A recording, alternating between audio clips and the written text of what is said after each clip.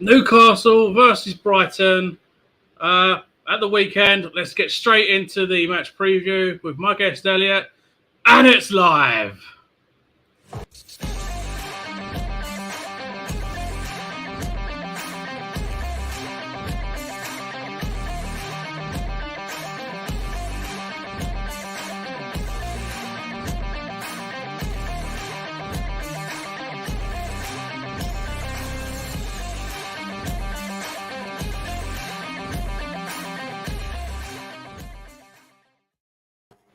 Hey, how are we all doing?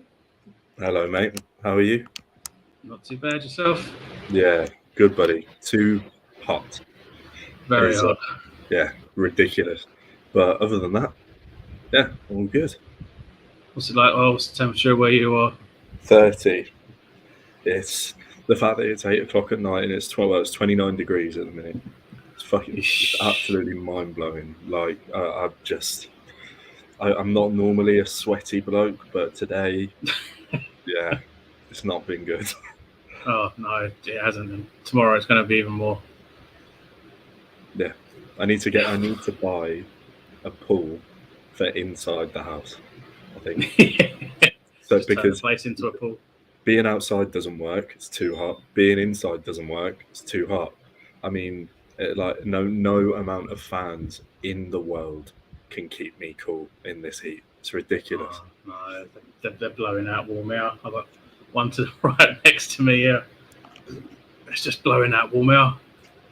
Hey, Stephen, welcome in. Hope you're well. Hello, buddy. Right, so we got Brighton at the weekend. How do you fancy our chances? Initial thoughts are it's definitely going to be a lot tougher than Forest. Graham Potter is my pick for next England manager. I've got a ridiculous amount of respect for him and what he does. I think if you look at how the Brighton team set up against United started that game relatively strong. The way that they were playing around, it was like the football that Ten Hag wanted them to play. And the difference with Graham Potter's teams and others in the league, they figure teams out. It's like similar to Man City in the way that they may not be there or thereabouts for the first 20 minutes, half an hour of the game, but they come into the game once they know how to play against you. And I personally think it's a more intriguing managerial battle, Eddie Howe versus Graham Potter, than it is the Lampard-Gerrard narrative, just because they were cracking players. I think they're dog-awful managers. I think we stand a chance. I think we'll win. But that's because I think we're a lot better than people give us credit for at the minute. I genuinely, this season, can see us going unbeaten at home, bar the top 4 teams. I think we're very difficult to beat. We are so well drilled, and we look like one of the fittest teams I've ever seen, because it's just relentless. It's non-stop from minute 1 to minute 90. They do not stop, and that's what Eddie Howe wants. That's why he's put so much focus on fitness and getting the players to the right fitness levels, because you can't play the kind of football he wants to play without being fit. And I think playing that way, we give every team in the league a really, really tough game. Oh, definitely. It's a breath of fresh air to see the way we're playing, the fitness levels, the attacking ability, the way that everyone's just smiling and laughing and just really gelling well with each other, compared to under that last boss where we actually saw Biggie lose his smile. Yeah, to be fair, you can look at that group of players now, and obviously there was some deadwood that needed to be moved, and it wasn't a manager problem, it was a player problem. You see, Kieran Clark was an amazing servant for us, was there when we needed him, when we signed him, shouldn't have been at the club. Same with Dwight Gale. You've got those players that have moved on. Isaac Hayden, I think there are people that could have gone out the door before him. I think he was a lad with some quality, but if you look at the players now, Joe Linton, I mean, quite frankly, we signed him, we played him out of position from the get-go. He was never a number 9 at Hoffenheim, ever. And it's he got the number 9 shirt. one of the most iconic number 9 shirts. Let's be honest, with the highest Premier League goal scorer of all time has worn that shirt. He was a 22, 23-year-old kid at the time. You'd brick it, especially in a new league, new country, second move in like 4 years. I think he went from Brazil to Hoffenheim to us in a 4-year period of time. And we've just seen so many of these players flourish. Fabian Schär, the player that we knew he was, is coming back. He just looks like a beast in defence and so good technically. I mean, some of the quality he's got out of the existing players, mind-blowing. It's ridiculous. I think Joe Willock had a hell of a game last week as well. He looked the real deal. All of them did. Oh, yeah, I think everyone, barring one that came on for the last few minutes, I think everybody had an amazing game. Nick Pope, I mean, for me, I thought, okay, look, we've got 2 current Burnley players. They've both been a flop. I've been umming and ahhing over Nick Pope, thinking, look, why we keep going for Burnley players? We know what flops they are.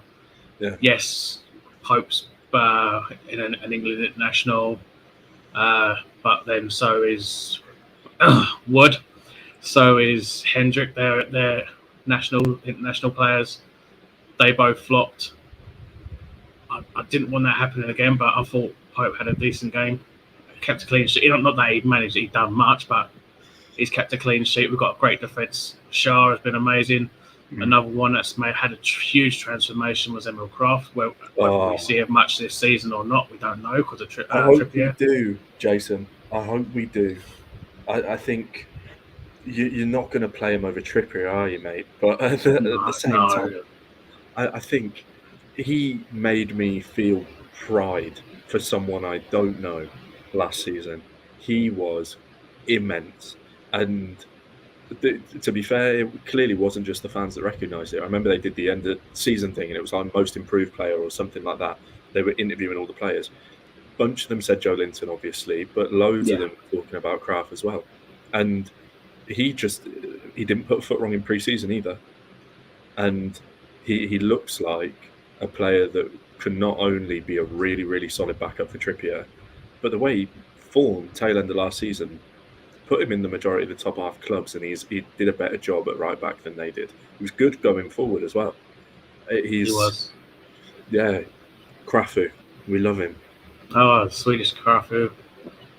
What a player. What a player. Surprisingly, he was a Brucey signing, but we've got a completely different Kraft than what Bruce signed. Yeah. Funko Jack. Hey, Funko. Hello, Good evening, Jason Elliott. And it's live.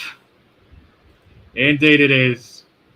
Steve, Eddie Howe was in the stands for this fixtures last season. Now he'll be in the dugout. It's like it's come full circle. Indeed it has. Can you believe that we have only played Brighton 30 times in the club's history? Shit, I didn't know that, mate. That's wow. There's the proof right there. We've only played Brighton 30 times. It's not a pretty record, is it? Oh, wait till you see the next screen. I think it seems. I mean, we've had a torrid time at the Amex. I know that, and I mean, I think, but at the same time, in my mind, and what I started getting used to last season, those kind of stats of not won in X amount of games at a particular stadium, Eddie Howe doesn't care about them at all. I mean, the record, I can't remember what it was. I think it was the record at Wolves. I think Wolves at St James's was losses and draws. I think going down to Southampton as well as Brighton, and we ended up winning all those games. And it was just the way that he seems to operate is he removes all of this preconceived ideas about the game because he's hyper analytical. It's all he cares about. He just analyzes everything, and he's like, look, this is how they're going to set up. This is exactly what we need to do to beat them. If you do this perfectly, we win. And it's as simple as that. And I think that gives the players something to cling on to. If they've got someone that isn't a tactically inept cabbage head reading instructions at them, they're going to be they're going to be all right. So they're not shit players. This is the difference. They're actually good footballers.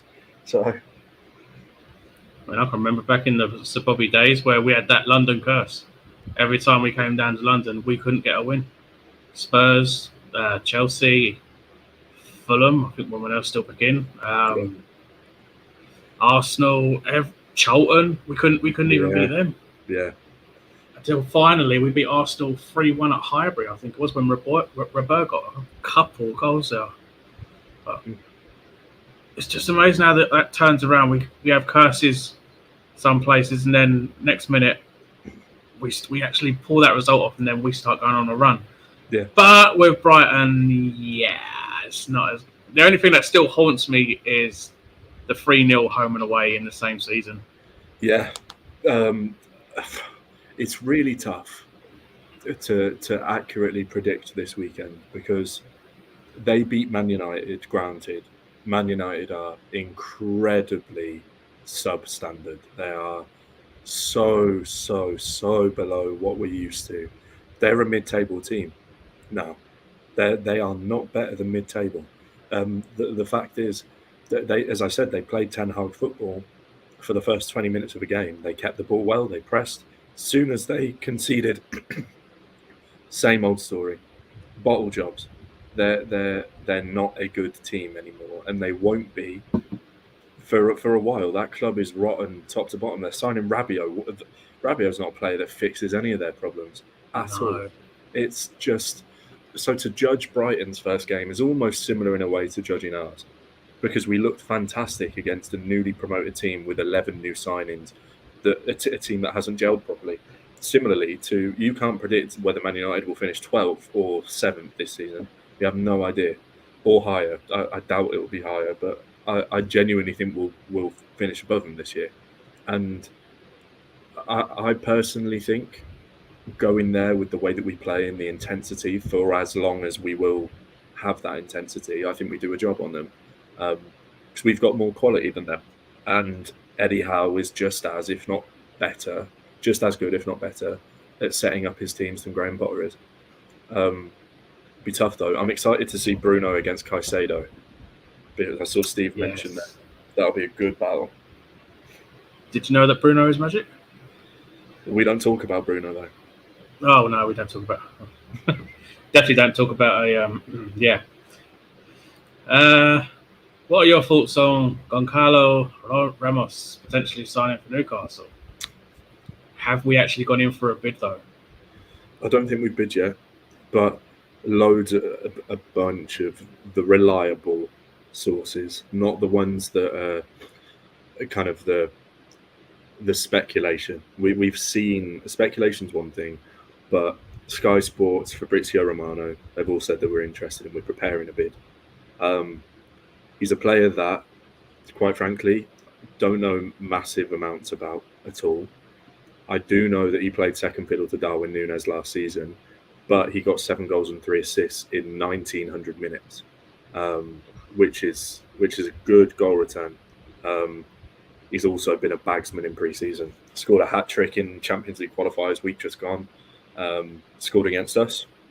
And, I mean, he fits the profile. If you look at Ekitike, very raw, very young, really talented, available for about 30 million euros. Look at Gonzalo Ramos, tall, talented, finisher, really high ceiling, relatively low risk. They're in a similar bracket. But it seems like they're already planning to purchase a striker that will start for us in 2 to 3 years' time. Now, that's what they're wanting to do, it seems. Because there was loads of talk about people like Zapata and Muriel from Syria. I don't think there was anything in that. It doesn't seem to fit the bill of what they're after. I think they've done their quick emergency striker move in January with Chris Wood, and that didn't work out. I think now they're looking to plan for the future, and I think he's a good option. I'd be lying to you if I said I'd seen him play loads. I haven't, but I've paid attention since the links happened, and I've done a bit of research, and I think he'd be a good signing for us. Yeah, he's definitely a player I've never heard of before. I don't focus on those leagues. If anything, the only leagues I do tend to keep an eye on is the Eredivisie and the Bundesliga. Any other leagues, I don't really see any fun in them. But yeah, I mean, young, got loads of potential. I think I've seen a stat that says like he's got 11 goals in 33 appearances or something like that. Yeah. He could definitely do the job. I think we need a striker. We don't have much to fall back on. No. It's the painful thought that the moment Wilson gets injured, which we all know he's going to get injured at some point, he is injury prone, that we have to rely on that New Zealand bloke to grab our goals. And 18 appearances now going from last season, and only 2 goals to show for it. That doesn't fill me with confidence. They were 2 panos as well, weren't they? One was out. One was open play. The other was a penalty. He got the penalty against Atalanta in the pre-season friendly. So he doesn't fill me with confidence. No, we're going to have to rely on him if we don't bring in a replacement. No, I agree with you, but I think I don't think there's a better man in football to cover Callum Wilson in bubble wrap than Eddie Howe. He knows him better than most coaches, if not all of them. And it's, yeah, I know I did. But yeah, it seems, I don't know. Yeah, like the whole thing in pre-season with him having a different tailored program, so he wasn't put under too much strain, so that he was kept fresh. I feel like he could have a season, and touch wood, I feel like he could have a season where he is fit for more of it, whether that's not a 12-week injury this time, but a 3-week injury. I think it's, I think he may be okay, but my priority personally is a winger, a goal-scoring winger, or same from central midfield. I can't stand to watch Miguel Almiron and his lack of right foot. I can't. It infuriates me. I've got a better weak foot than him, and I have never played a day of professional football in my life. I watched him twice in goal-scoring positions, let the ball roll away from the goal so he could turn and have it on his left foot, and then you're in no man's land. You're not in a position to score. You have to play it backwards. It is infuriating. I mean, to be honest, Matt Ritchie, no chance is he going to play on the right-hand side, but he offers more in terms of the ability to find a man and to deliver on both feet. It blows my mind. And I mean, I can't fault his effort. I've got a soft spot for him. He's not good enough. And I don't think he ever will. When you say Miggy's been the better player, or the best player so far throughout pre-season. Through pre-season, yeah. I mean, you could score 7 goals in pre-season. It doesn't mean anything if you don't do anything in the league. I mean, he scored against Gateshead. He did score a brace against Benfica, 2 really good finishes, but they allowed him onto his left foot. But they're not going to allow him to do that in the Premier League. True. He won't be in a position where he can cut in every time because they know he's so one-sided. The defenders will just show him onto his right, and then he can't do anything. I mean, in my mind, Paqueta and Gonzalo Ramos is enough. I'd love that. I would. Paqueta can play off the right, but I mean, it's interesting. It'll be interesting to see what happens in the last 2.5 weeks. It will be. I'll be glued to the screens to see who we actually put in an offer for. I don't like hearing rumours and then just coming to nothing. I want to see concrete offers being made official that those offers have been made, being confirmed by everyone that those offers have been made. But until that happens, I just ignore all rumours. I want to know if it's actually going to be true and not having to keep my hopes up every time. Mm-hmm. But yeah, I've gone back as far as 2016 to when we last, as far back as 2016 with their head-to-heads against Brighton. And you may want to look away. That's our recent results against Brighton. Yeah, it's not pretty, is it? No. First impression on seeing that. In my mind, I think we're going to batter him. but I've just got a feeling. I really think we will. I think we are so different to those teams that have beaten him before. We've been beaten by Brighton before. Sorry, it's so different. Last season we put a really good performance in at home, and we did a job.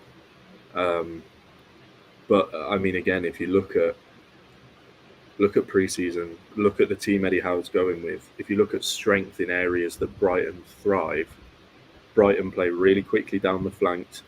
They have a mover in the box in Welbeck. It was an absolute nightmare for Man United. I think we've got enough.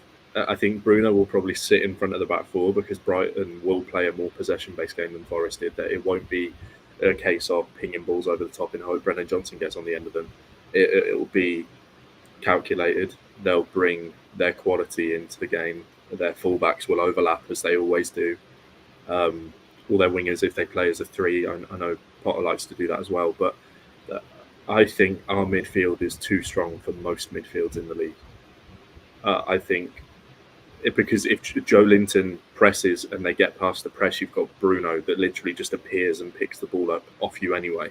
Willock is wonderful to watch when he's playing the box-to-box role that we all know he's capable of. The one that brought him so much success in the tail end of his loan spell with us. That midfield three is so well balanced because Bruno, it looks like he just lasers. He just picks up the ball, heads up, bang. It's constantly moving the ball forward unless he has to move it backwards. And I think the combination of the power in Joe Linton, the constant pressing of all three of them, and the technical ability, I think we run them around.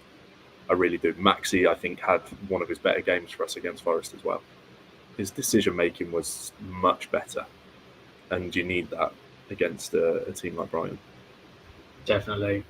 It's one thing I'm happy to see Maxi actually getting his head up, looking for those passes and actually making them, instead of being the old Maxi where he's just being completely selfish, looking up, sees a pass but wants to take it on himself, regardless of why. The reason we brought Wood was to get those players to focus on Wood.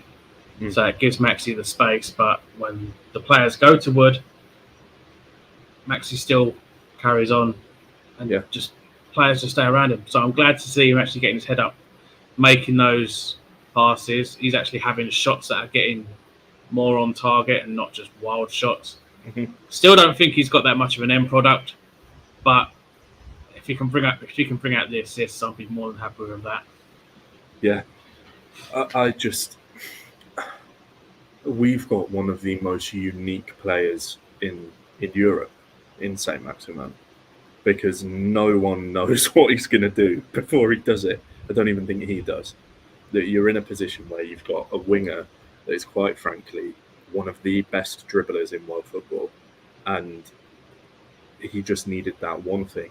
And I think he needed Eddie Howe, because Steve Bruce was really happy to just be like, do whatever the hell you want, hope you score, hope you get an assist, give him hell, basically. And that meant he had 2-3 men on him at any given point on a break with everybody behind him. He was running on his own. But he's playing for a manager now that wants the players in the team to support him. And you could tell he wasn't very good at the end of last season, but it picked up.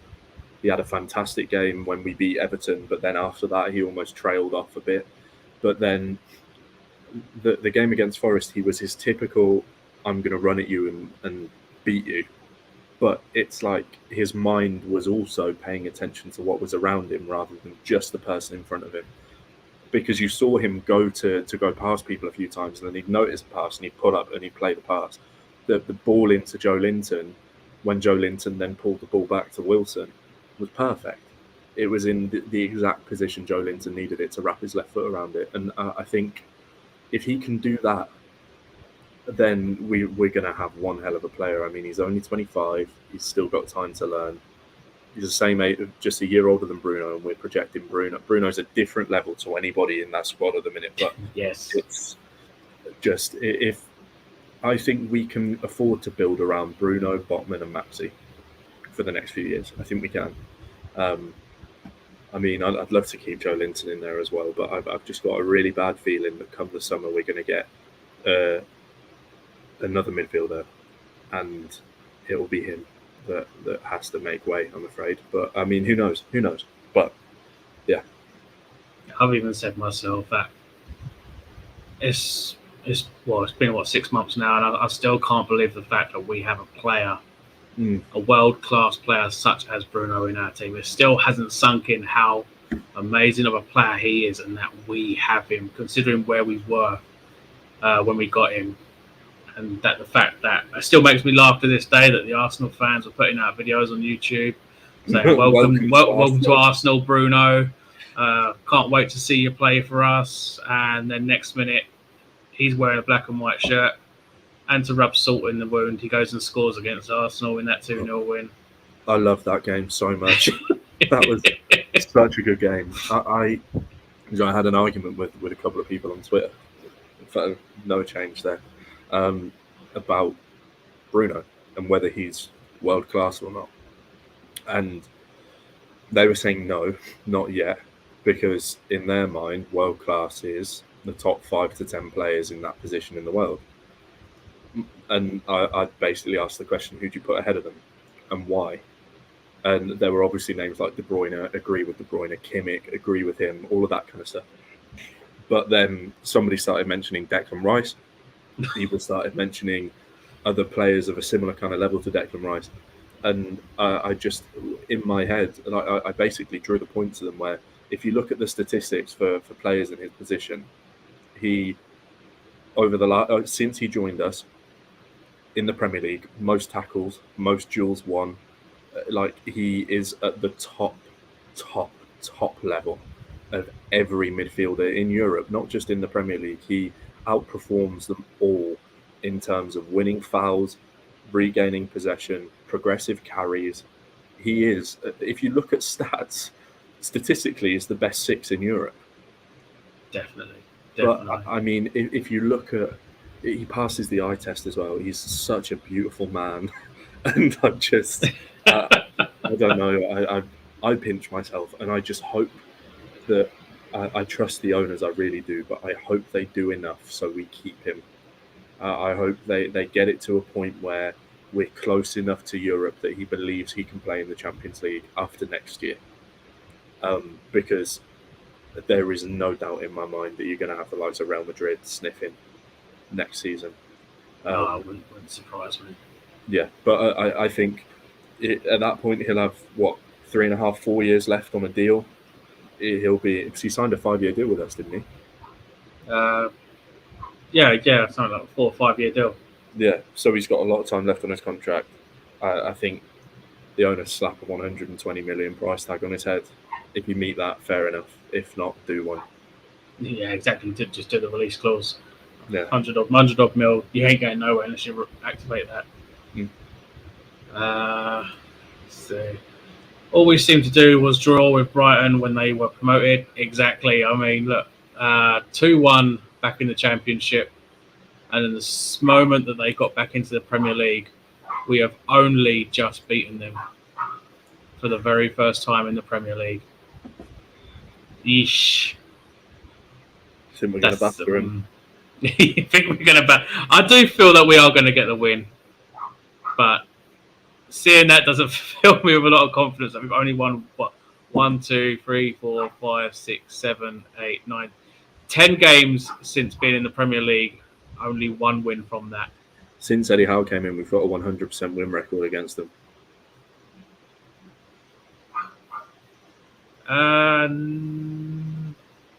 Was it the 1-0 against with Eddie Howe? No. Yeah. 2-1. Yeah. I think what's the Brighton game under Graham Jones? I'm not. Yeah, because Eddie Howe was in the stands, wasn't he? Yeah, it must have been. What was? No, wait. Eddie Howe was in the stands at the Amex. and he shook Dan Ashworth's hand. That's right. Yeah. Sat with Amanda Staveley. Yeah. So that must have been Jones in charge there then. Yeah. Because Tyndall took charge of the first game against Brentford in that 3-3 draw. Yeah. But yeah, 1 win in 10 in the Premier League. Hopefully that'll be 2 wins in 11 come the weekend. I loved ASM's tweet after the Forest win, black and white forever. Yes. Kissed the badge in pre-season as well. Exactly, yes. What a player he is. I like the fact that he loves the club. Yeah, I was going to say exactly the same thing. I don't think anybody can question his love for the club. He's been very, very, very vocal about how much he loves how he's treated. And I think there have been people that have slammed him. Don't think it's necessary, because he probably could have left last year. Probably.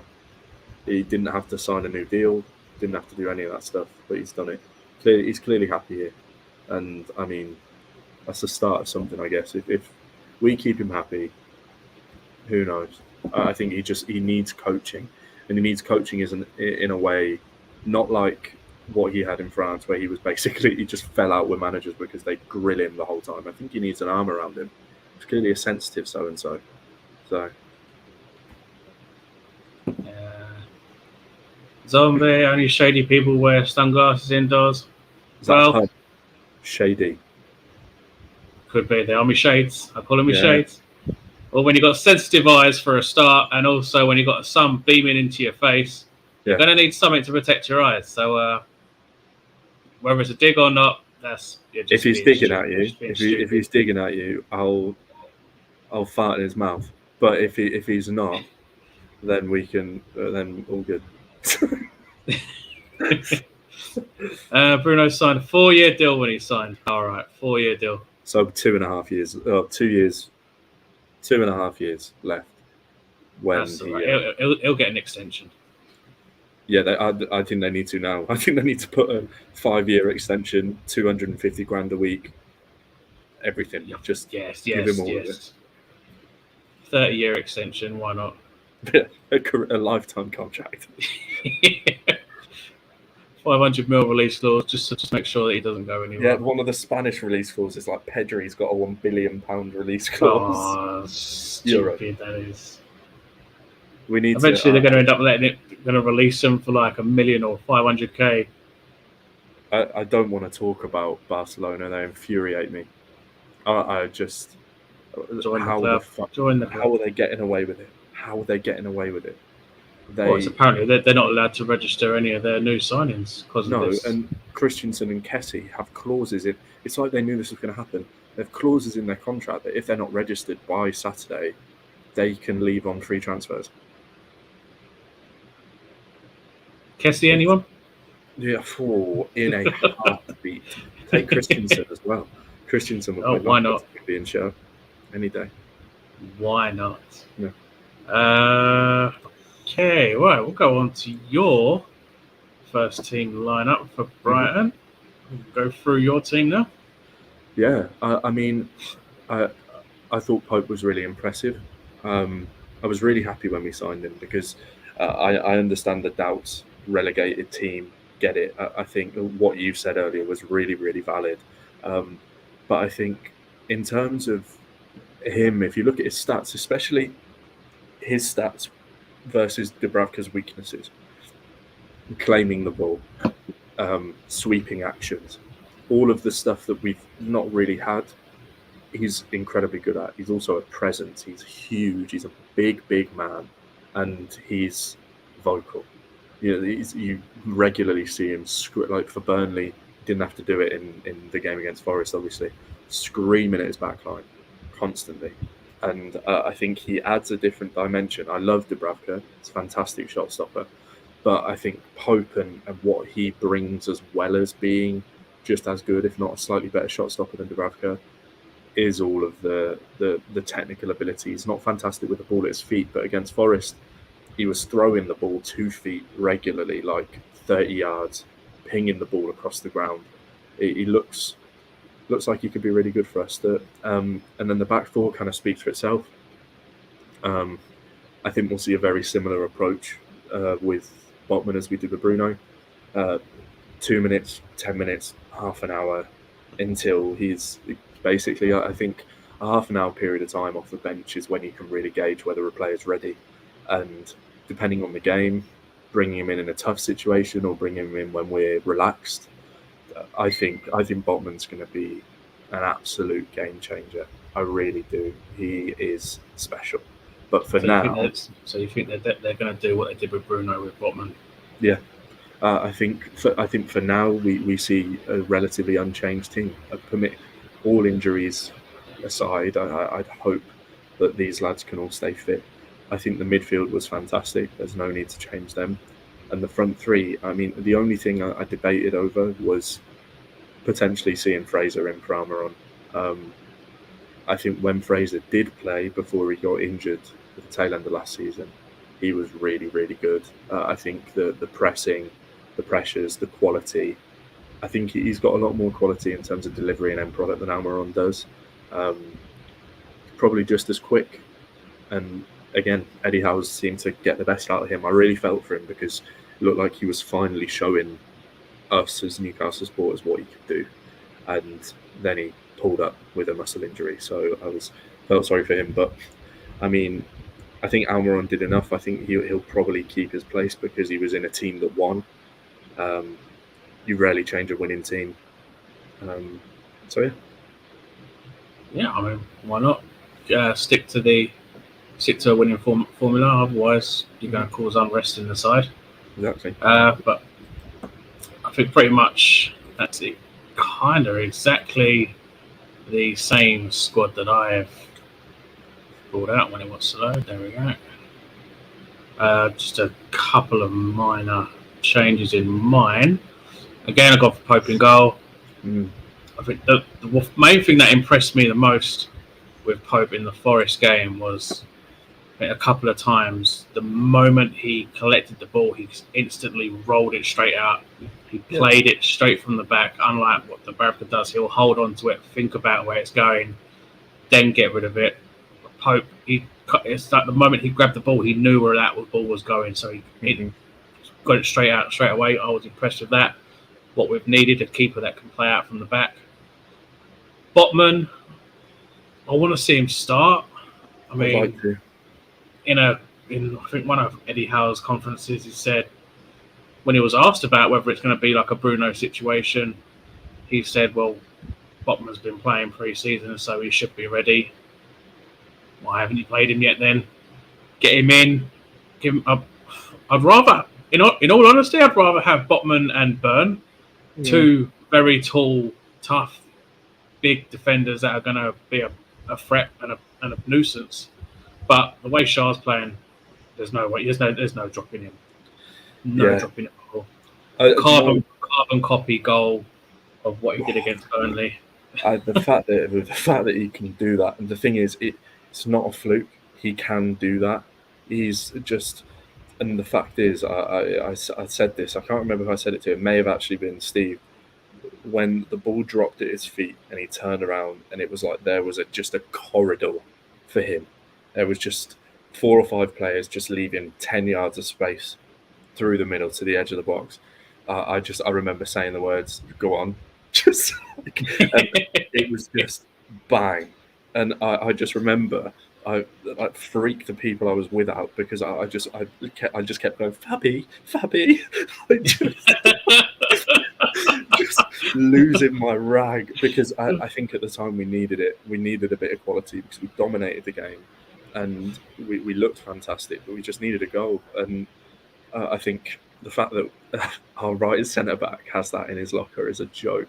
I love him. I really, really do. I think Botman and Byrne would work. But I think that the managerial preference is to have a left and a right-footed centre back. I think it would. I think as professionals go, those two are more than capable to play on their right-hand side if they need to. It's not like we're going to play Almiron at left centre back, but I think, I agree with you. I think Shah's performances warrant his position, and I think Eddie Howe's the kind of manager that will keep him there. So Yeah, definitely. When the moment he picked it up and he ran, you saw him pull his leg back. I was like, this reminds me of something. And then about a couple of minutes later, people are putting up comparisons like that is exactly the carbon copy of it's Burnley. identical. How it has happened. It's just if anything, there's maybe a yard difference in where he pulled the trigger. I think the Burnley goal was slightly further out, but it was angle where it went in the goal, like clipped the inside of the right post, right in the top corner. It was identical. It's Same crazy. end of the pitch. Yeah. Same celebration. Just. Oh, can he do a hat trick of them? I fucking hope so. Another Fabian Schär rocket, please, on Saturday. Oh, I hope so. But yeah, midfield for me. Well, the rest of the defence is the same for me. Trippier, Target, either side. There's no dropping them. If Target goes down, then Lewis in for me. I'd rather have Lewis than Dummett. Yeah, same. We pretty much know Dummett. He's made of glass. He's very weak glass. He's reliable, though. I will say. He's reliable, yes. It scares me the amount of injuries he's had. That you think if he's coming on as a sub, he's just going to run on the pitch and his legs are just going to fall off. He's that injury prone. I do feel sorry for him that he's not made so many games. He's been a great player for the club. Well worth his testimonial. But I would go for Lewis. I hope Lewis features for the club again. I don't want him to be moved on. I think he is an incredible talent. As a player. Trippier. Well, exactly. Trippier, I mean, you've only got Kraft and Manquillo there, but the way Kraft's been playing and been transformed, you see him ahead of Manquillo. I do like Manquillo, but I think Manquillo might end up moving on. I think so. Midfield, again, yeah, it's the same, but I've just swapped Bruno and Willock around. I think Willock would work better dead centre with both Brazilians either side. And again, yeah, the attacking front three is the same. Yeah, maybe the except. I thought Almiron had a decent game against Forest. He got into some good positions, made some good passes. But yeah, Fraser could be the better option there. But I think Almiron has earned his spot in the team at the moment based on that pre-season. He was the better player other than Elliott Anderson, another player who I'd like to see more, and I hope he features more in the season. But yeah, Almiron, 9 goal contributions, 6 goals, 3 assists. Hopefully we could start seeing a more improved Almiron during the season if he stays fit and if he continues to play well. Again, like I said, I thought he played okay against Forest. I didn't see no reason why he was poor. The Wilson coming off with only a couple minutes to go was a bit dodgy. I don't know what went wrong there. To bring on Chris Wood, who just did what he does best, just nothing at all. I would probably have liked to have seen Anderson come on just for a couple of minutes just to get a run out, or even anybody else, just not Wood. But yeah, pretty much gone for the exact same 11.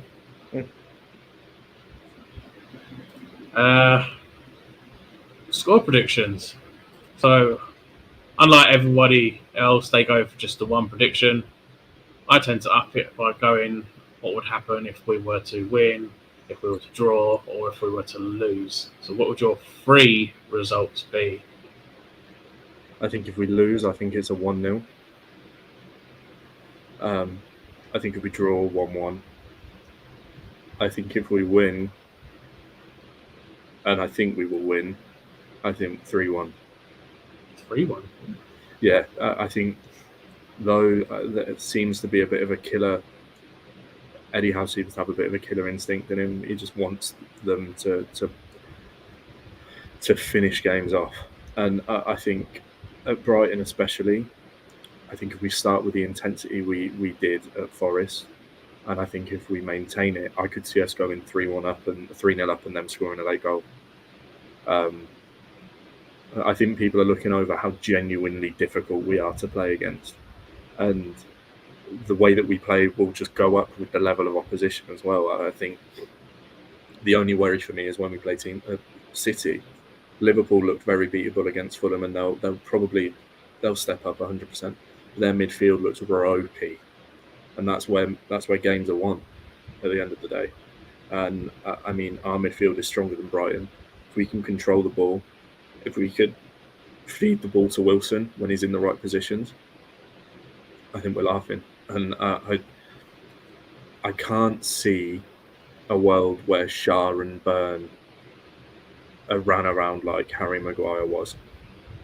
I don't think they will be, especially with Bruno just floating around in front of them. I think it could be a demolition job. It may well even be 3-0, just because the team seems to hate conceding goals. Even in pre-season, they were irate about the goals they were conceding. You saw Byrne, Botman, Shah, and Lascelles all fuming whenever they conceded. And it wasn't heads down. It was like, what was going on? And they were just like, it seems to be a mentality thing now. They want to win, and they want to win convincingly. And if we get beaten, I don't think we'll get beaten by much, because we just give teams hell now. So yeah, 3-1. And I think the draw and the loss are kind of safe bets. Can't see us conceding too many. If we do draw again, I don't think it'll be particularly high scoring. But if we go up early, I think we rip them apart. And who would be your 3 goal scorers for the win? I think Wilson, Brace, and then Willock. Interesting. For a loss, if we were to lose, I'd go for probably a 1-0. It'd be tough to break us down. So yeah, 1-0 for me on that one. Draw, yeah, I agree, 1-1 on that. And for a win, I'm not being overconfident for a win. Again, based on those previous head-to-head meetings, I'd probably go for a 2-1 win. You've got to have Wilson down for the goal on that. Probably go for a Wilson and ASM. Yeah. To see if ASM can knock one home. But yeah, I'm definitely leaning more towards a win. It's a lot more positive, where you want to keep saying, okay, we're going to win this game this week, we're going to win this game the next week, we're going to win this game the week after. Not as it was under the Cabbage. Yeah, well, I'm putting this down to a loss, I'm putting this to a loss, I'm putting this to a loss. It's a whole new burst of life within the team. It's so enjoyable. It's so much more fun. Like, as soon as that game kicked off on Saturday, I was not worried at one moment that we were going to lose that game. No. I was so confident the whole way through. And it was just like, when we did score, it was like, oh, expected that, what a goal. And then when Wilson got it, when Wilson scored, it's like, right, job done, we've done it now. Let's see if we can get another one. And we pushed for another one. We didn't just go into ourselves like we used to. It wasn't like job done at 2-0. They wanted more. And that's why I think, with a week of coaching, another week of fitness, I see us doing a job on Brighton. I really do. And I see us doing a job on most teams. But probably City, because I will close my eyes when I watch Haaland running against Dan Burn, I think. I think I would as well. Man United, I think, definitely we can easily get 3 points against them. Both home and away. And I've got a colleague who's a United fan, thinks they're God's gift, and I will laugh. He's South African, so yeah. Not even a proper mank. Liverpool against Fulham. I mean, I watched that game. I thought Fulham could have got 3 points in that match. Yeah, the way that they played, they really played Liverpool off the park. Liverpool didn't turn up. I think they'll be fine. I really do. I think something about Marco Silva. I really rate him as a manager. I know it didn't go great at the end of his time at Everton, but that's Everton. Everton are rotten. We've seen that since. I think if you look at him and what he's done to that team, they did that to Liverpool without Harry Wilson, who was their main creative player. He's out for 6 weeks. They'll struggle with that. But it looks like they're doing good business. They just brought in Issa Diop from West Ham. Looks like they're gunning for Denier as well. I mean, they're remolding the team, and he's doing it really well. I think Pereira's a really good signing for them. I think that Palhinha looked like a monster in that game. He just hoovered everything up. And Mitro, happy for him. Always got a soft spot for Mitro. He supports us, supports our club. He's clearly, I feel like he was raw and a bit too aggro when he played for us. But I love him. Yeah. So. All right. Glad Anderson will be staying at the club rather than be farmed out on loan. Yes, He done really well with Bristol Rovers. He's showed what he can do in pre-season, what he can produce with us and the senior players. So I'll be happy to see what he can do in where it matters in the league, not just a couple of cup appearances and then not see him anymore. 2-1 Newcastle win. You're going for the same. Where have you placed Newcastle to finish this season? I don't even think I'm being overly optimistic with saying this as well. I think 7th. 7th, okay. I think we get that last European place for Conference League, and I think we finish above Man United and West Ham. Well, I've gone for a 9th place finish. I just don't want to have a relegation battle. That'd just do for me just for once. I'd be happy. Don't get me wrong. Be over the moon with 10th and above. I feel like that's also a possibility, but we just look really, really good. And the feeling around the place, the fact is we only Spurs, Liverpool and City have won more points than us since the turn of the year. Over that long a period of time, that's not a fluke. I'm not saying we're going to be 4th by any means. Those teams have improved. It wouldn't surprise me if Arsenal had a really good season. But I think Arsenal, Chelsea, Liverpool, City, Tottenham and maybe West Ham are the only teams that will finish above us. Yeah, I think I pretty much agree with that. I think that's in my got those ones above us on my list.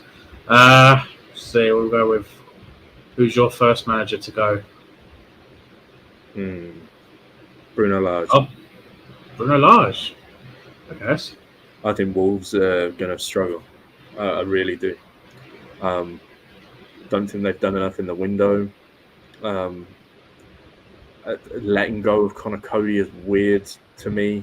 I really don't understand why they've done that. And they looked ropey last weekend. They did not look good, and I think they trailed off towards the tail end of last season. They didn't look like a cohesive team. They just sold their They just let their captain go. I think Bruno Lage goes first, or Hassan Houghton. Yeah, I think that's that was a weird one for me, seeing Cody in an Everton shirt. I think he's also a Liverpool fan, I believe. He is. But the thing is, his sons play at Everton, and they're Everton fans. So, I mean, and all of the footballers say the same thing. It's like Carragher was an Everton fan, played for Liverpool. Like, you see all this stuff. But at the same time, I mean, if I was a professional footballer, I would rather jump off a bridge than play for Sunderland. Genuinely, I would not be seen dead in a Sunderland kit ever. Like, some of my mates photoshopped me in a Sunderland kit once on my birthday. I was actually genuinely really angry. I didn't see the funny side in it at all. Yeah, we have seen players jump to the rivals. That's why I don't get the love about Jack Colback. He's a prick. He's played for Sunderland. Well, yeah, he played for them first before coming to us. Yeah, never liked him. Never liked him. I think anybody that can put on that shirt and then come and play for us or vice versa is an absolute wanker. Titus Bramble, same. Can't Michael stand Chopra. any of them. Yeah, I think they're all dickheads. It's just... I had high hopes for Michael Chopra. I thought he could really make it with us. And then he did. The next minute, you saw him in red and white. I was like, "Eesh, okay, fair enough." Yeah. I think that's about it. We've got everything through. where can we find you? Well, that there just below me is Twitter. That's it. And here and Steve's channel. This is where I operate. I'm a rogue. That's it. I'm like a lone ranger. You're a roadie. Yeah, I hop on the bandwagons. That's it. No, I mean you and Steve. I've spent a lot of time speaking with you guys. Obviously, met you through Steve's show and everything. And I'm really happy to be working with you both. I really enjoyed just the opportunity to sit and talk about our club, and looking forward to many more. Awesome. Yeah, guys, in the description down below, you'll find Stephen Elliott's Twitter handle in there as well. And also, you can also find him on Stephen's channel, which is that one there, One Newcastle. And yeah, cheers for coming on. Cheers everybody else for viewing. Again, description down below, you'll see links to all the socials, the Facebook group, the Discord group, my Twitter, and also there's a PayPal link there if you want to donate to the channel. It's entirely down to you. But other than that, cheers for everyone coming on, and we'll catch you in the next video. So, catch you later. Cheers. And now I need to do my outro, which is that one. See ya!